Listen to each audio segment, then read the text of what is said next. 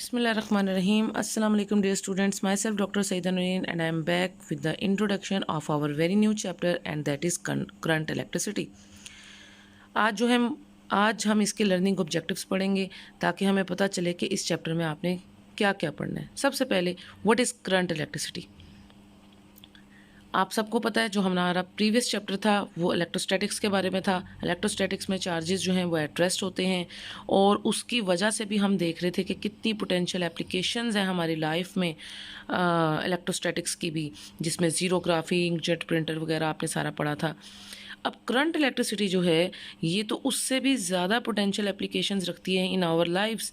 हम सबको पता है हमारे घरों में, ऑफिसेज़ में, जहाँ कहीं भी हम जाते हैं वहाँ पर जो इलेक्ट्रिसिटी हमें मिल रही है, जो भी चीज़ हम इलेक्ट्रॉनिक डिवाइसेस यूज़ करते हैं वो due to the current electricity है। और ये करंट इलेक्ट्रिसिटी जो है आपने इसके बारे में शायद पहले भी पढ़ा होगा यकीनन इन योर प्रीवियस क्लासेस कि इलेक्ट्रिसिटी जो है वो rate of flow of charge की वजह से होती है। And what is the rate of flow of charge? इसका मतलब है कि एक ख़ास टाइम में जब चार्जेस फ्लो करते हैं तो उसकी वजह से जो इलेक्ट्रिसिटी जनरेट होती है उसको हम करंट इलेक्ट्रिसिटी कहते हैं, ठीक है। और वो जो टर्म होती है I is equal to Q by T, ये मैंने आपको प्रीवियस चैप्टर में भी इसका फार्मूला बताया था, हमने एक न्यूमेरिकल में यूज़ किया था। तो वो जो आई होती है उसको हम इलेक्ट्रिक करंट कहते हैं और वो इलेक्ट्रिक करंट इक्वल होती है चार्ज पर यूनिट टाइम के। अब जो है करंट इलेक्ट्रिसिटी, उसके क्या लर्निंग ऑब्जेक्टिव्स हैं वो हम देखते हैं कि जब आप ये चैप्टर पढ़ लेंगे तो at the end of this chapter the students will be able to, क्या क्या चीज़ें जो हैं वो स्टूडेंट्स उसको फॉलो कर सकते हैं। Number 1, understand the concept of steady current. Steady current क्या होती है? अच्छा, वो करंट जो स्लोली फ्लो करती है from one point two another point और लगातार, ठीक है, कांस्टेंट और कंटिन्यूस करंट जो फ्लो करती है वो हमारी स्टेडी करंट होती है। उसके बाद नंबर 2, इसके बारे में हम इन डिटेल पढ़ेंगे इंशाल्लाह। Number 2, describe some sources of current, यानी करंट के कौन कौन से सोर्सेज हैं। मैं आपको आज जस्ट इंट्रोडक्शन बता रही हूँ ना। तो मेन सोर्सेज जो करंट के हैं वो 2 तरह के होते हैं, एक होते हैं प्राइमरी सोर्सेज और दूसरे होते हैं सेकेंडरी सोर्सेज। प्राइमरी सोर्सेज जो हैं वो सोर्सेज होते हैं जिनसे डायरेक्ट आपको इलेक्ट्रिसिटी जो है वो मिल जाती है, और सेकेंडरी सोर्सेज वो होते हैं जिनको हम यूज़ करके इलेक्ट्रिसिटी जो है वो जनरेट करा सकते हैं। ये भी हम इंशाल्लाह इन डिटेल पढ़ेंगे। उसके बाद recognise effects of current. Current के इफ़ेक्ट्स कहाँ कहाँ होते हैं, हम करंट को कहाँ कहाँ यूज़ करते हैं वो हम देखेंगे। हीटिंग इफ़ेक्ट्स हैं और जो है केमिकल इफ़ेक्ट्स हैं, और ये सारे हम देखेंगे कि कहाँ कौन कौन से इफ़ेक्ट्स हैं करंट के। You understand and describe Ohm's law. ये तो आपने सब ने पढ़ा होगा। What is Ohm law? हमने प्रीवियस क्लासेस में आपने ज़रूर पढ़ा होगा कि ओहम लॉ जो है बड़ा इंपॉर्टेंट लॉ है इन फिज़िक्स, और ये कहता है कि जो पोटेंशियल डिफरेंस है बिटवीन 2 पॉइंट्स वो डायरेक्टली प्रोपोर्शनल होती है करंट के if resistance is kept constant. ये भी हम इंशाल्लाह इसको देखेंगे। उसके बाद sketch and explain the current voltage characteristics of a metallic conductor at a constant temperature, diode and filament lamp. और फिर हम जब ये ओहम्स लॉ को अंडरस्टैंड करेंगे तो हम 2 तरह की सब्सटेंसेस के बारे में पढ़ेंगे। एक सब्सटेंस वो होगी जो ओहमिक सब्सटेंस होगी और दूसरी जो है वो नॉन ओहमिक सब्सटेंस होगी, ठीक है। ओहमिक और नॉन ओहमिक सब्सटेंस में क्या फ़र्क है कि जो ओहमिक सब्सटेंसेस होंगी वो V equal to I R, उसका जो कर्व होगा वो अकॉर्डिंग टू ओहम्स लॉ होगा, और जो नॉन ओहमिक होंगी वो जो ओहम लॉ को ओबे नहीं कर रही होंगी उनका जो हम वोल्टेज और करंट का कर्व बनाएंगे वो उसको फॉलो नहीं कर रहा होगा, ठीक है। यानी ये सारी चीज़ें हम देखेंगे, उसका कर्व और तरह का आएगा तो वो हम देखेंगे किस तरह से। उसके बाद understand resistivity and explain it's dependence upon temperature. हम ये भी देखेंगे कि रेजिस्टिविटी क्या है, बल्कि हम कंडक्टिविटी क्या है। ये बहुत इंपॉर्टेंट डेफिनेशंस हैं, ये मैं आपको अलग से मार्क करवाऊंगी सारी इंपॉर्टेंट डेफिनेशंस कि रेजिस्टिविटी, कंडक्टिविटी, कंडक्टेंस किसको कहते हैं, रेजिस्टेंस किसको कहते हैं, और वो किस तरीके से टेम्परेचर के ऊपर डिपेंड करती हैं। उसके अलावा बल्कि हम कोफिशिएंट ऑफ रेजिस्टेंस और coefficient of resistivity, coefficient of जो है वो कंडक्टेंस और कोफिशिएंट ऑफ कंडक्टिविटी, मतलब ये मेन जो है वो रेजिस्टेंस के बारे में है कि कोफिशिएंट ऑफ रेजिस्टिविटी और कोफिशिएंट ऑफ रेजिस्टेंस ये भी हम पढ़ेंगे, साथ कंडक्टेंस के बारे में पढ़ेंगे, रेजिस्टेंस के बारे में पढ़ेंगे, रेजिस्टिविटी क्या है, कंडक्टिविटी क्या है, how they are linked with each other, किस तरह से वो एक दूसरे के साथ लिंक्ड है, ये सारी चीज़ें हम इसमें पढ़ेंगे। उसके बाद understand and elaborate conductance and conductivity of the conductor, जैसे कि मैंने आपको बताया है कि कंडक्टर की कंडक्टेंस होती है ना, तो उस वक्त जब उसकी कंडक्टर उसका टेम्परेचर के साथ क्या रिलेशन है वो भी देखेंगे। Solve the problems relating the variation of resistance with temperature for one dimension current flow, यानी जब एक डायरेक्शन में करंट फ्लो कर रही होती है तो हम वो वाली प्रॉब्लम्स भी सॉल्व करेंगे जिसमें रेजिस्टेंस किस तरह से वेरी करता है टेम्परेचर के साथ, वो भी देखेंगे। Know the value of the resistance by reading the colour code, हाँ कलर कोड का एक बड़ा इंपॉर्टेंट मेथड है कि हम रेजिस्टेंस की वैल्यू को कैलकुलेट कर सकते हैं कि हमारे पास रेजिस्टेंस जो है वो एक रेजिस्टर की होती है ना, मैं आपको दिखाऊंगी कि रेजिस्टर किस तरह के होते हैं, किस किस तरह के होते हैं, और उसके ऊपर जो कलर्ड लाइंस होती हैं उनकी मदद से हम कलर कोड के एक मेथड से किस तरह से किसी भी रेजिस्टर की रेजिस्टेंस को कैलकुलेट कर सकते हैं, ये भी हम पढ़ेंगे इंशाल्लाह। Now the working and use of the rheostat in potential divider circuit. Potential divider circuit जो है वो आपकी जैसे कि उसके नाम से जाहिर है वो आपकी जो इलेक्ट्रोस्टैटिक पोटेंशियल होती है, अब यहाँ पर इलेक्ट्रिक पोटेंशियल है वो, ठीक है, क्योंकि करंट चार्जेस फ्लो करते हैं, उस इलेक्ट्रिक पोटेंशियल की वजह से जो वो पोटेंशियल डिवाइडर का जो सर्किट है, रियोस्टेट क्या होता है, वो भी पोटेंशियल डिवाइडर के तौर पे भी काम कर सकता है और रियोस्टेट भी आपको रेजिस्टेंस भी प्रोवाइड कर सकता है। इसके बारे में भी हम डिटेल में पढ़ेंगे कि what is rheostat, what is potential divider और ये किस तरह से आपस में लिंक्ड है। Describe the characteristics of thermistor. अच्छा, थर्मिस्टर जो है वो बेसिकली टेम्परेचर सेंसिटिव रेजिस्टर्स होते हैं, ठीक है, जैसे मैंने आपको कहा ना टेम्परेचर कोफिशिएंट ऑफ रेजिस्टेंस और टेम्परेचर कोफिशिएंट ऑफ रेजिस्टिविटी, ये एक डिवाइसेस होती हैं जो बहुत सारी हमारे इलेक्ट्रॉनिक सर्किट्स में यूज़ होती हैं और वो बेसिकली टेम्परेचर सेंसिटिव होती हैं, क्योंकि टेम्परेचर इंक्रीज करने से रेजिस्टेंस को पे क्या फ़र्क पड़ता है, ठीक है, टेम्परेचर डिक्रीज करने से रेजिस्टेंस पे क्या फ़र्क पड़ता है, उसकी वजह से टेम्परेचर के इंक्रीज या डिक्रीज करने से वो जो रेजिस्टेंस में इंक्रीज और डिक्रीज आता है वो डील करते हैं। ये जो थर्मिस्टर्स हैं ये बेसिकली वो डिवाइसेस होती हैं छोटी छोटी, जैसे कि रेजिस्टर्स होते हैं, ये उस तरह के इलेक्ट्रॉनिक कंपोनेंट्स होते हैं हमारे सर्किट्स में जो टेम्परेचर सेंसिटिव होते हैं, इनके बारे में भी इंशाल्लाह हम पढ़ेंगे। Use the energy concentrations to distinguish between EMF and potential difference. अच्छा, ईएमएफ वो होती है electromotive force. What is EMF? Electromotive force. ये वो इलेक्ट्रोमोटिव फोर्स, ये वो फोर्स, बेसिकली ये फोर्स नहीं है, हमें इसके नाम से लग रहा होगा कि ये फोर्स है, हालांकि ये एनर्जी है और ये वो स्टोर्ड एनर्जी है जो किसी भी सेल या बैटरी के अंदर मौजूद होती है। तो हमने देखना है कि किस जो एनर्जी सेल या बैटरी के अंदर मौजूद है, जो आपकी प्राइमरी सोर्स है, वो उसकी इलेक्ट्रोमोटिव फोर्स है। और पोटेंशियल डिफरेंस क्या होता है? पीडी जो उन्होंने लिखा है, what is P dot D dot जो उन्होंने लिखा है, this is potential difference. Potential difference क्या होता है?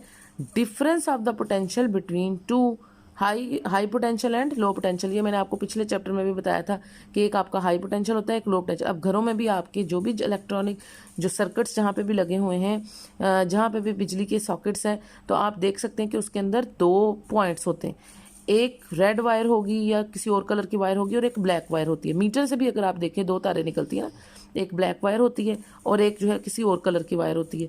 तो वो एक लो पोटेंशियल की वायर है 0 वोल्ट और दूसरी जो है वो हाई पोटेंशियल की वायर होती है। अब वो 0 वोल्ट लगाने का उधर मकसद ही ये है ताकि आप हाई पोटेंशियल और लो पोटेंशियल के दरमियान में एक डिफरेंस क्रिएट करा सकें और उस difference of the potential between जो 2 पॉइंट्स हैं या 2 वोल्टेजेस हैं उनको हम पोटेंशियल डिफरेंस कहते हैं। तो अब उस पोटेंशियल डिफरेंस में और इलेक्ट्रोमोटिव फोर्स में क्या डिफरेंस है ये भी हम पढ़ेंगे। उसके बाद आपको point number 13, understand the internal resistance of sources and it's consequences for the external circuits.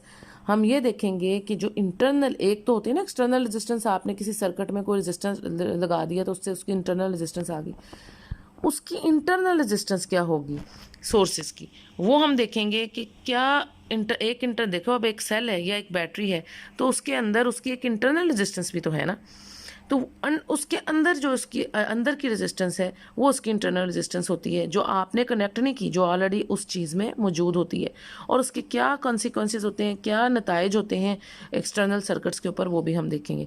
Describe the conditions for maximum power transfer.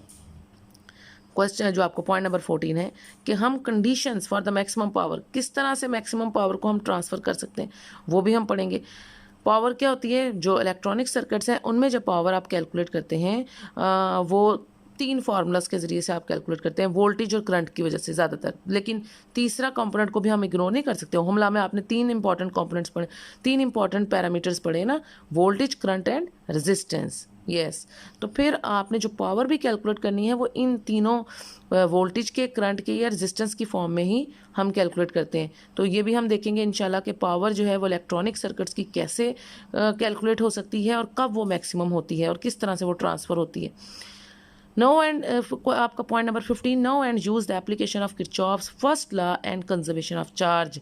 आपका जो किरचॉफ फर्स्ट लॉ है वो कंजर्वेशन यानी चार्ज कंजर्व रहता है। किसी भी पॉइंट पर जितना चार्ज एंटर हो रहा होता है उतना ही चार्ज, जितनी करंट आ रही होती है, देखिए ना आप, जितनी करंट एक पॉइंट पर एंटर होगी उतनी ही करंट उस पॉइंट से लीव कर सकती है। इसका मतलब है चार्जेस जो हैं वो कंजर्व रहते हैं। तो फिर ये इसको हम देखेंगे, this is Kirchhoff first law. हम इसके एप्लीकेशन देखेंगे कि कहाँ ये यूज़ होता है और ये क्या होता है। नो एंड आपका point number 16, know and use the application of Kirchhoff second law as conservation of energy. Kirchhoff second law जो है वो एनर्जी कंजर्वेशन से डील करता है। अब यहाँ पे एनर्जी जो है वो कौन सी एनर्जी है आपकी जी, charge multiply by potential difference. हमने जो को मैंने आपको कहा था आपके एफएससी पार्ट 2 में, आपकी सेकेंड ईयर के सारे सिलेबस में जब भी हम वर्क डन या एनर्जी की बात करते हैं तो वो एनर्जी आपकी charge multiply by potential difference वाली एनर्जी होती है।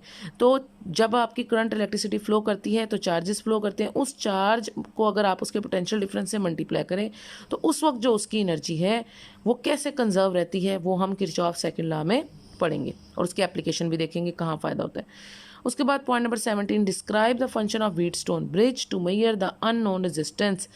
क्या फ़ायदा होता है व्हीटस्टोन ब्रिज, व्हीटस्टोन ब्रिज क्या है और उससे हम किस तरीके से अननोन रेजिस्टेंस जो है वो कैलकुलेट कर सकते हैं, ये भी हम इन डिटेल जो है वो इंशाल्लाह पढ़ेंगे। Point number 18, describe the function of potentiometer. Potentiometer basically device होता है to measure the potential difference या जिसको आप वोल्टेज कहते हैं। तो हम देखेंगे कि क्या फंक्शन है पोटेंशियोमीटर का to measure and compare the potentials, जिससे हम पोटेंशियल को मेजर भी कर सकते हैं और कंपेयर भी कर सकते हैं। 2 पोटेंशियल्स हो अगर आपके पास 2 सेल्स की तो उनकी पोटेंशियल को आप कंपेयर भी कर सकते हैं without drawing any current from the circuit. और ताकि याद रखें पोटेंशियल की वैल्यू आप तभी अच्छी कैलकुलेट कर सकते हैं जब वो सर्किट से कोई करंट ड्रॉ ना कर रही हो। ठीक है, तो ये सारे इंपॉर्टेंट पॉइंट्स हैं हमने जो इस चैप्टर में इंशाल्लाह हम स्टडी करेंगे। जो आज इसकी एप्लीकेशन है इस चैप्टर की, ज़रा उसकी तरफ आ जाएं।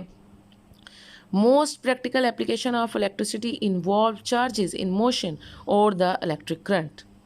ठीक है, सबसे अच्छी जो एप्लीकेशन है इलेक्ट्रिसिटी की वो चार्जेस इन मोशन की वजह से है, जिसको हम इलेक्ट्रिक करंट बोलते हैं। A light bulb glows due to the flow of electric current. कोई भी बल्ब है वो क्यों जलता है, इलेक्ट्रिक करंट की वजह से, चार्जेस के फ्लो करने की वजह से। The current that flows through the coil of a motor, जो आप घरों में मोटर यूज़ करते हैं, causes the shaft to its shaft to rotate, जिसकी वजह से उसका शाफ्ट रोटेट करता है, ये भी उसकी एप्लीकेशन है। Most of the devices in industry and in our homes, हमारे घरों में और जो इंडस्ट्रीज़ में ज़्यादातर जो हम डिवाइसेस यूज़ करते हैं वो हमारी करंट इलेक्ट्रिसिटी की वजह से होती है, operates with the electric current. The electric current has become a necessary of our life, necessity of our life, हमारी ज़िंदगियों की ज़रूरत बन गया है, नेसेसरी हो गई है फॉर आवर लाइफ्स, हमारी ज़िंदगियों के लिए ज़रूरी हो गई है इलेक्ट्रिक करंट, इसलिए इलेक्ट्रिक करंट को पढ़ना हमारे लिए ज़रूरी है। ठीक है, ये इंपॉर्टेंट ब्रांच है हमारी फिज़िक्स की जिसको हमने स्टडी करना है। अब करंट इलेक्ट्रिसिटी का ये जो फार्मूला है जिसके बारे में मैं बात करी थी, I is equal to delta Q by delta T, कि जो इलेक्ट्रिक करंट है वो चार्ज पर यूनिट टाइम के इक्वल होता है। तो इसकी ये डेफिनेशन है, इसको हम देख लेते हैं। N electric current is caused by the motion of the electric charge. If a net charge delta Q passes through any cross section of a conductor in time delta t, we say that an electric current I has been established through the conductor where I is equal to delta Q by t। आप इसकी SI unit जो है वो भी देख सकते हैं। SI unit of current is ampere. Current की जो SI यूनिट होती है वो एम्पेयर होती है and it is a current due to the flow of charge at the rate of 1 coulomb per second. यानी आप इधर से इसको डिफाइन कर सकते हैं कि जो आपकी इलेक्ट्रिक करंट है वो 1 एम्पेयर होगी अगर आपका 1 कूलम का चार्ज अगर फ्लो कर रहा होगा टाइम 1 सेकेंड में। ठीक है स्टूडेंट्स, तो ये बेसिक डेफिनेशन है इलेक्ट्रिक करंट की, और इसकी एसआई यूनिट एम्पेयर है, और ये इक्वल होती है कूलम पर सेकेंड के। The motion of the electric current which causes an electric current is due to the flow of charge carries, यानी जितना चार्ज कैरियर्स, यानी चार्ज कैरियर्स दो तरह के होते हैं ना, पॉजिटिव चार्ज और नेगेटिव चार्ज, दो चार्ज है ना आपके, तो फिर दो तरह के चार्ज कैरियर्स होंगे, पॉजिटिव चार्ज कैरियर्स और नेगेटिव चार्ज कैरियर्स। तो जो मोशन ऑफ इलेक्ट्रिक चार्ज है वो विच causes an electric current is due to the flow of charge carriers. In case of metallic conductor the charge carriers are electrons. आपको पता है ना metallic conductors जो हैं, कंडक्टर्स के पास क्या होते हैं, फ्री इलेक्ट्रॉन्स। तो उस केस में जो चार्ज कैरियर्स हैं वो क्या हैं, इलेक्ट्रॉन्स हैं।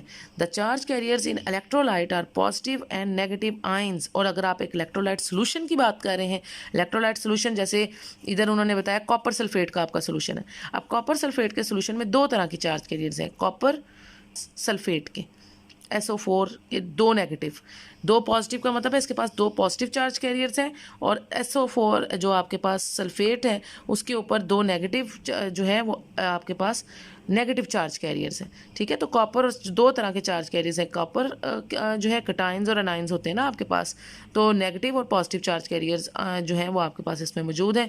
In gases the charge carriers are electrons and ions.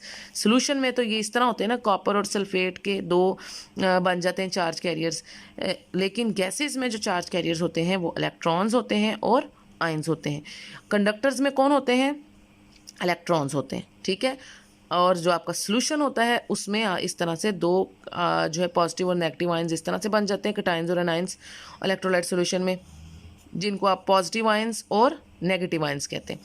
और इन गैसेस द चार्ज कैरियर्स जो हैं वो आपके पास इलेक्ट्रॉन्स होते हैं, इलेक्ट्रॉन्स जो है वो नेगेटिव चार्ज कैरियर्स होते हैं, और आयंस होते हैं पॉजिटिव चार्ज कैरियर्स। तो इस तरह से हर, चाहे गैस ले लें आप, मैटर की तीनों स्टेट्स आप देख लें, गैस ले लें या आप कोई लिक्विड ले लें या आप कोई सॉलिड ले लें, उन तीनों में हर तरह के जो मटेरियल है, जो भी मैटर है आपका, उसमें कोई ना कोई चार्ज कैरियर्स जो हैं वो हमारे पास मौजूद रहते हैं। तो इंशाल्लाह हम कल ये इलेक्ट्रिक डायरेक्शन से और मैंने आपको जो डेफिनेशंस बतानी है हम इसको आगे कैरी ऑन करेंगे।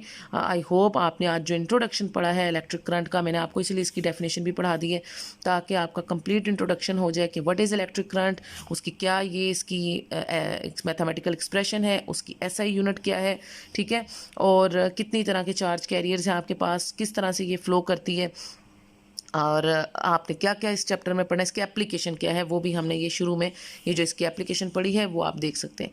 ठीक है स्टूडेंट्स, तो आपने इसको आज इसका इंट्रोडक्शन जो है इसको अच्छे तरीके से देख लेना है, पढ़ लेना है, ताकि आप रिकॉल कर सकें तमाम पॉइंट्स को जो आपने पहले प्रीवियस क्लासेस में इसके बारे में पढ़े होंगे।